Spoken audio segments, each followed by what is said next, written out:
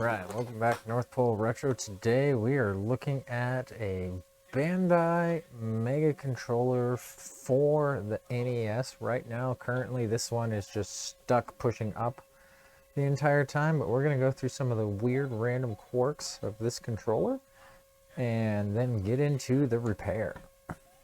It's a very interesting controller because it actually has like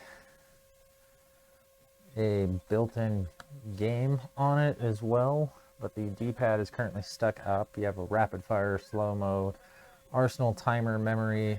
There is a game, top secret game, if you get a score high enough. You got your pad locks, your A and your B lock, which just hold those down. You can go through, switch your modes, start select on the back. Outside of that, it is just a very large NES controller, fairly comfortable in adult hands. But the weird thing is when was the last time you saw an NES controller that took 4 AAA batteries?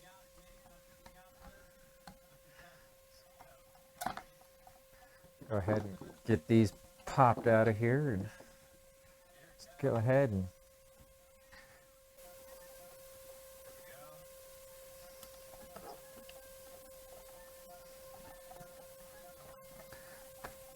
couple of standard Phillips head screws in here.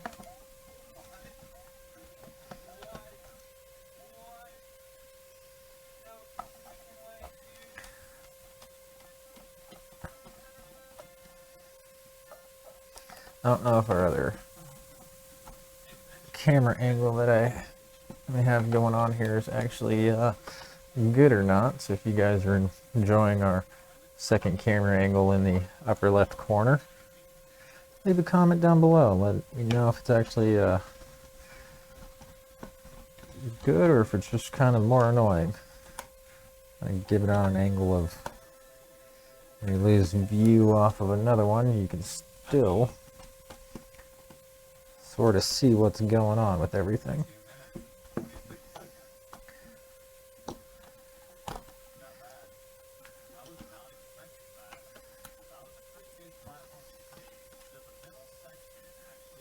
So far,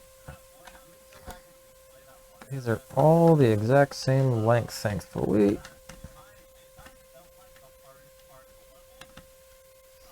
Never actually taken this controller apart, so I'm not sure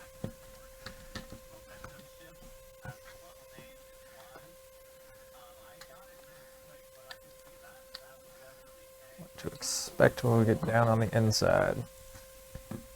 All we're going to do is just take a look at the side switch here. I got all of our buttons and everything. Let's take a look at this board. Our board is actually a little on the really worn out side. More light on the subject here. That LCD screen also looks to be a little shot. Got 2 screws on the inside.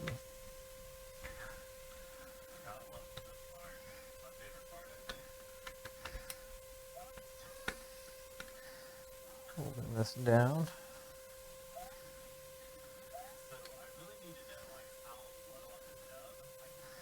I'm assuming those are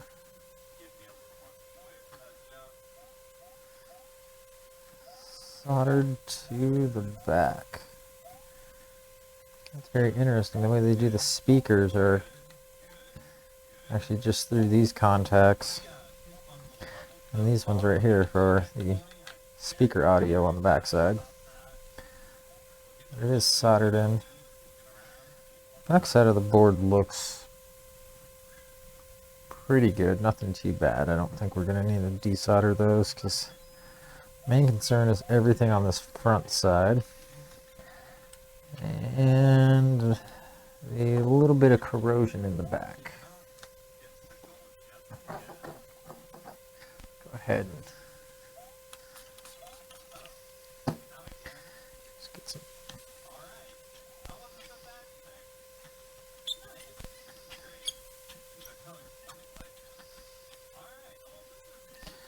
rubbing alcohol on here.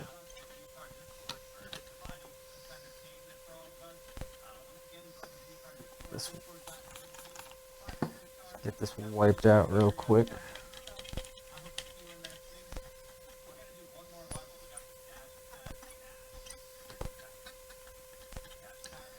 A little bit of corrosion in there, but nothing.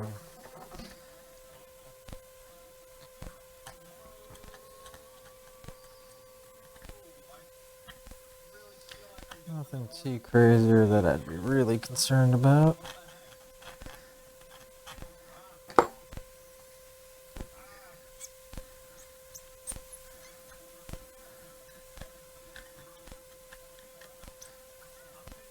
Oh, that looks a lot better.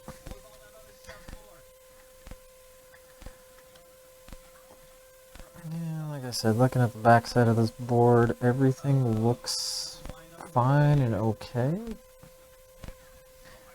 Random Toshiba chip down here. Don't see anything weird about the wiring.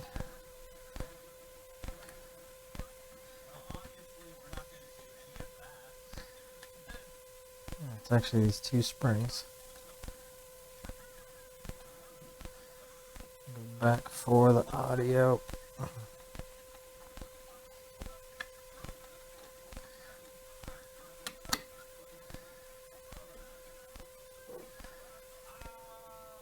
I am just temporarily going to go ahead and screw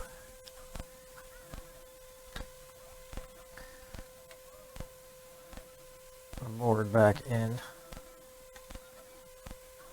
so that way I don't have to worry about yanking out those power wires after here.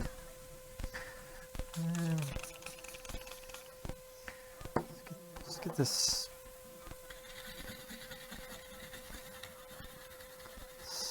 sprayed down with some IPA.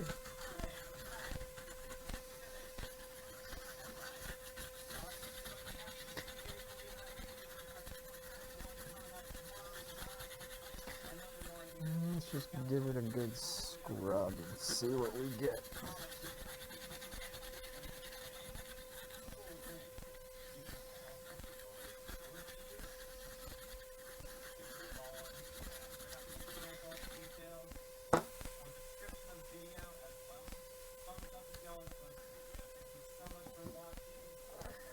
Not see anything off with any of the traces or anything. Let's just go ahead and use a quick hit with the scratch pen.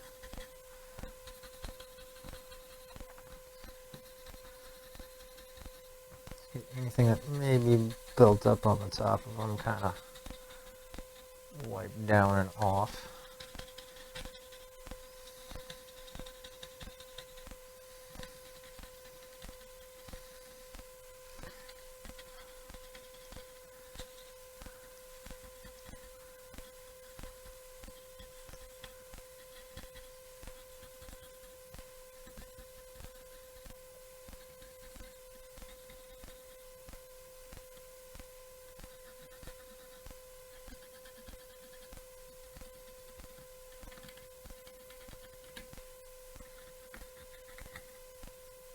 Everything in here looks fine.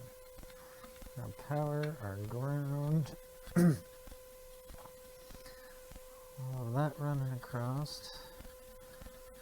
Other power and ground coming in from the side. These look a little worn out.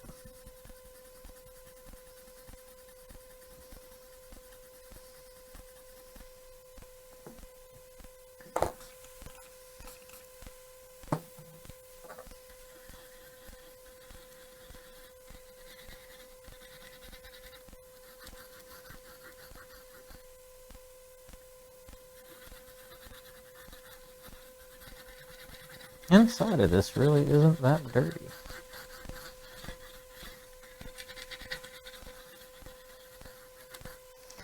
The backside looked pretty good too.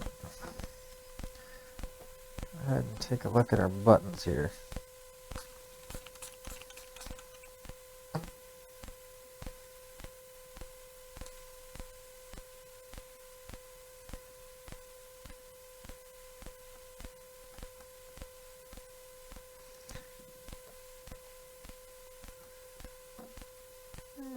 Get some stuff out of those. Oh, that one was.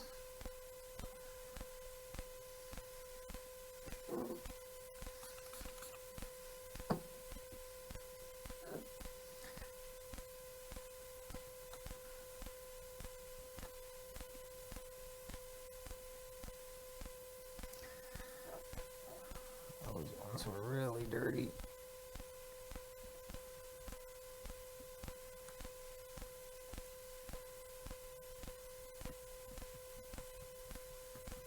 The thing too is on this, there's no LCD there, so I'm not worried about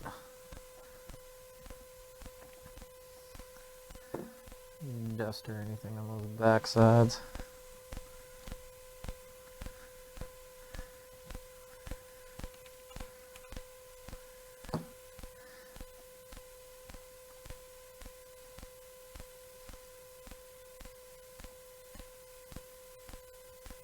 These are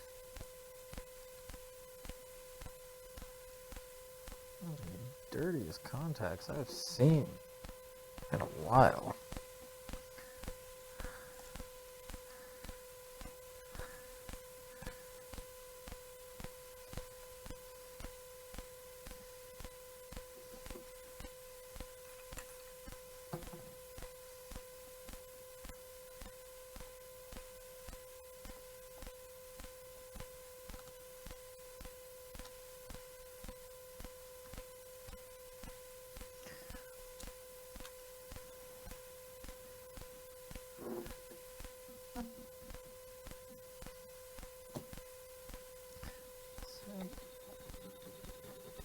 Board looks okay. There's a little strip part right there you can see. As far as any other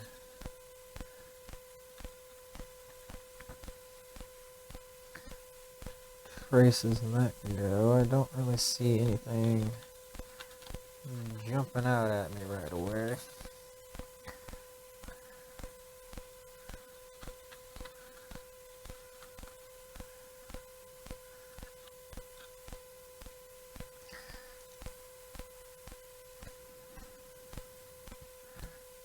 Great thing with rubbing alcohol is it will just evaporate out, so even if you have some excess in there,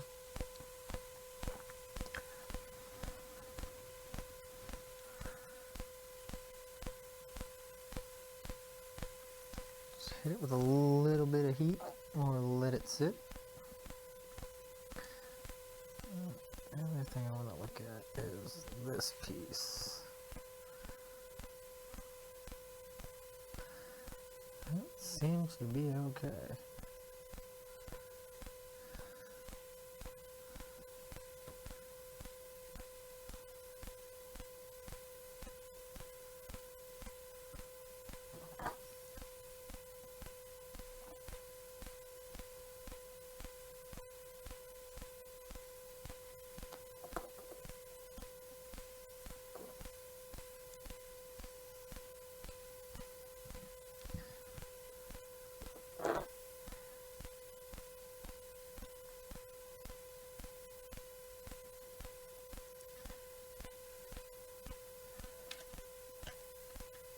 Go ahead and get these two shell halves put back together.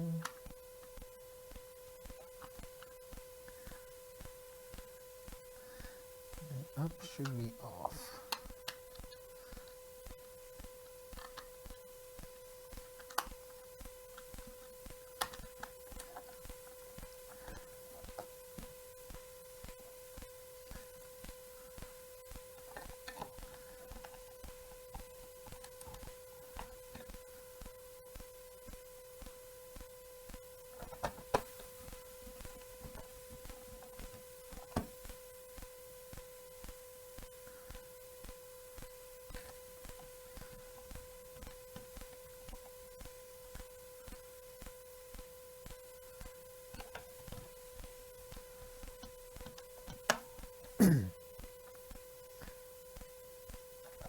Screws back in real quick.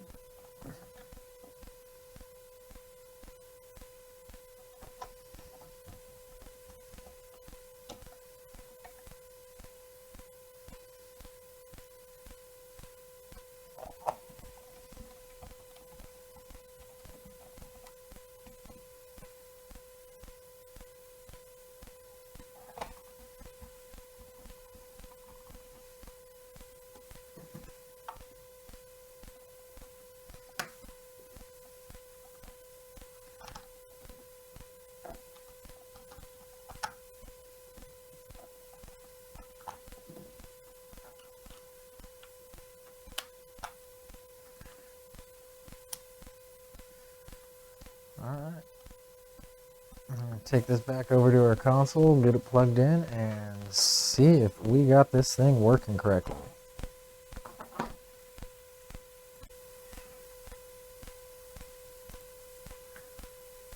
Alright, that was the Bandai Mega Controller. It's got a lot of options on it. Let's see, I actually get to using it a bit more. We'll probably do a full in-depth review because I've never actually used one of these outside of just receiving this one in the mail a couple of days ago. But either way, that was us getting the Super Mega Controller back up and working. Again, it's for the original NES. We are North Pole Retro, consoles modifications, repairs, and restoration services. Check us out at northpoleretro.com, and we will see you in the next one. Like, subscribe, share, and have a good night.